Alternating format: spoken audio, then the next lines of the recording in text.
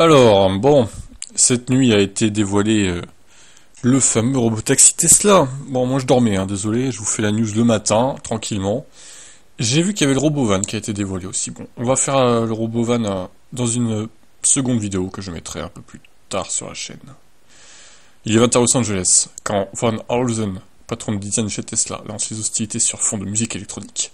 Les premières images donnent le ton de ce qui va suivre. On croit regarder la bande-annonce d'un film SF. Bon, bref, on passe. L'événement a lieu sur le site Warner Bros. Tesla s'est servi de célèbres studios américains pour reconstituer un quartier urbain. L'endroit est parfait pour montrer de quoi est capable le nouveau véhicule. Alors certains diront que le véhicule était préprogrammé avec le trajet de la fausse ville du coup. Donc bon, je pense qu'ils ont fait les choses honnêtement. Alors Cybercam n'a pas de volant, ni de pédale.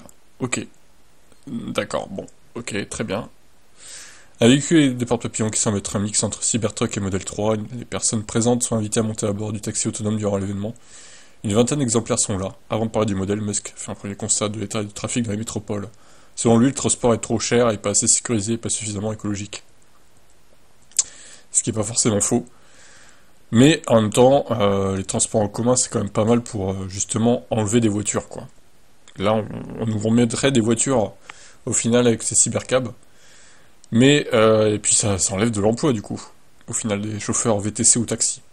Le cybercop doit répondre à ces problématiques. Vous pourrez en acheter un. Le coût serait inférieur à 30 000 $. Il compare son taxi autonome à un véritable salon roulant. Il doit permettre aux utilisateurs de profiter de la route ou de travailler comme prévu. Il n'a ni pédale ni volant, ce qui signifie qu'il devrait être approuvé par les autorités de régulation. Ah ouais, non, ça c'est chaud quand même. Je sais pas, c'est un gros risque, hein. Ah, non. Ah ouais, ça dure 1h30. Ok, bon.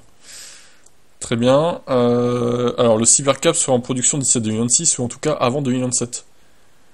Oh là, ouais, c'est lointain. C'est lointain. Côté design, le modèle risque de réaliser autant que le Cybertruck, mais il ressemble à l'idée qu'on se fait d'un taxi autonome. À l'intérieur, c'est minimaliste, un grand écran et seulement assez d'espace pour 2 passagers. Musk a répété à ses précédentes affirmations, selon lesquelles le coût du transport autonome serait si bas qu'il s'apparenterait à celui d'un transport en commun individualisé. Le coût d'exploitation moyen du Cybercab se situerait à terme autour de 18 centimes par kilomètre. C'est pas si peu cher, je trouve. 18 centimes par kilomètre, c'est une bonne moyenne, mais c'est pas non plus révolutionnaire. Enfin, dernier point, le Cybercab n'a pas de port de charge, mais seulement un système de recharge par induction. Ah ouais, ok, d'accord. Des annonces ont également été faites au sujet des modèles 3Y. La marque va commencer à faire de la FSD non supervisée au Texas et en Californie dès l'année prochaine. Alors, le Robovan, on en parle plus tard, dans une autre vidéo. Le robot Optimus est aussi là, l'événement se termine. Comme une grande fête à ciel ouvert, les humanoïdes sont en manette pour préparer des cocktails et faire le show. Bon, alors, ouais, les gens de plaine, ouais, c'est quand même étonnant comme voiture.